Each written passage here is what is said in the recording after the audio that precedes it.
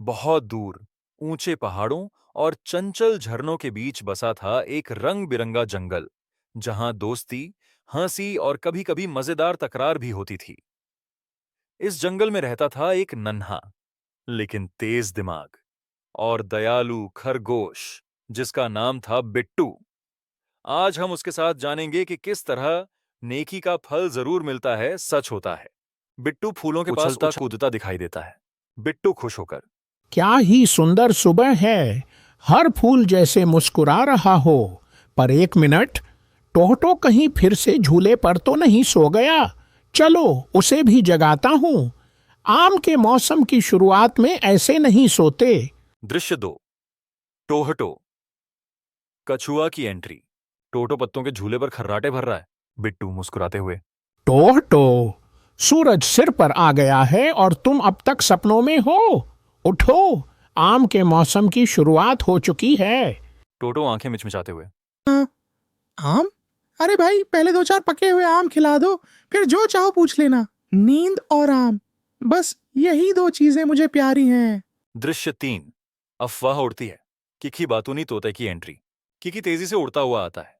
Kiki जोर से, कुकुकू, खबर है, बड़ी खबर। जंगल के पूरब में उगा है जादुई आम का पेड़। और सुनो सुनो, वो पेड़ केवल उसी की इच्छा पूरी करेगा जो सबसे नेक दिल का होगा। टोटो चकित होकर उठता है। क्या मतलब, मुझे बस थोड़ा नेक बनना है और मैं मांग सकता हूँ आम का झरना? वाह, जिंदगी बन जाए। बिट्टू गंभीर होकर सोचते हुए, अगर ये सच है तो मैं कुछ ऐसा मांगना चाहूंगा जिससे पूरे जंगल का भला हो सके। अकेले का सुख क्या मायने रखता है। दृश्य 4। सफर की शुरुआत। बिट्टू और टोहटो ने अपना छोटा सा सफर शुरू किया। साथ में था थोड़ा खाना, थोड़ी उम्मीद और बिट्टू की नेकी डायरी, जिसमें वो हर मदद को दर्ज करता था। मगर सफर में आने वाली परीक्षाओं के लिए क्या दोनों तैयार थे? दृश्य 5। नेकियां और इम्तिहान। पहला मोड़, बूढ़ी गिलहरी। गिलहरी कांपती हुई लकड़ी पकड़ रही है। गिलहरी, बेटा, ये लकड़ी भारी हो गई है, कोई मदद कर दे। बिट्टू। रुकिए दादी, मैं कुछ करता हूँ। बिट्टू अपने हाथों से छोटा पुल बना देता है। दूसरा मोड़, भूखे चूहे। चूहा कातर स्वर में, भैया, हमें 2 दिन से कुछ नहीं मिला खाने को। बिट्टू अपना खाना निकालते हुए, ले लो, ये सब तुम्हारा है। अगर हम बांटेंगे नहीं तो भरे पेट का क्या फायदा। तीसरा मोड़, लोमड़ी की चालाकी। लोमड़ी मीठी आवाज में, बिट्टू साफ स्वर में, माफ कीजिए, मदद केवल उस वक्त सही होती है जब वो सच्चे इरादों से की जाए। मैं किसी चाल में नहीं आऊंगा। टोटो थककर बैठते हुए, बिट्टू, तुम क्यों इतनी मेहनत कर रहे हो?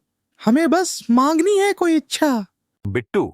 टोहटो, असली भलाई वही होती है जो बिना किसी इनाम की उम्मीद में की जाए। दृश्य 6। जादुई पेड़ की खोज। सुनहरी रोशनी से भरा ग्लेड। पेड़ के आम चमक रहे हैं। हवा में मधुर संगीत। पेड़ की आत्मा प्रकट होती है। पेड़ गंभीर लेकिन सौम्य आवाज है।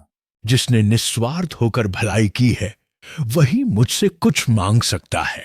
टोटो जल्दी से बोलता है, मुझे तो बस एक ऐसा गद्दा चाहिए जो बादलों जैसा नरम हो, जिससे मैं सोते ही रहूं। पेड़ हंसकर। तेरी मासूम इच्छा पूरी हुई टोटो। बिट्टू धैर्य से, दिल से। मैं चाहता हूँ कि जंगल में एक रसोई घर बने जहाँ कोई भी भूखा न सोए, चाहे वो किसी भी जात या रंग का हो। पेड़ प्रसन्न होकर, तुमने अपनी इच्छा में दूसरों का सुख मांगा है। यही सच्चा जादू है। तुम्हारी इच्छा भी पूरी होगी। दृश्य 7। जश्न और अंत। पूरा जंगल रोशनी और मुस्कान से भर जाता है। जानवर रसोई घर में भोजन कर रहे हैं। टोटो अपने बादल गद्दे पर खर्राटे ले रहा है। दादू मोई, बिट्टू ने हमें एक सच्ची सीख दी। नेकियां कभी झाया नहीं जाती। भलाई का फल जरूर मिलता है, चाहे वो आम के रूप में हो या प्यार के रूप में। बिट्टू। नेकी कभी बेकार नहीं जाती, बस सब्र रखो, वो लौटकर जरूर आती है, आज नहीं तो कल। और इस तरह बिट्टू और उसके दोस्तों ने साबित कर दिखाया कि निस्वार्थ भलाई का फल हमेशा लौट कर आता है, चाहे वह आम के स्वाद में हो या जंगल में सबके दिलों में एक नई खुशी की रोशनी बनकर। इस कहानी का संदेश है, नेकी कभी बेकार नहीं जाती। बस धैर्य रखें और आपका प्यार एक दिन जरूर लौट कर आएगा।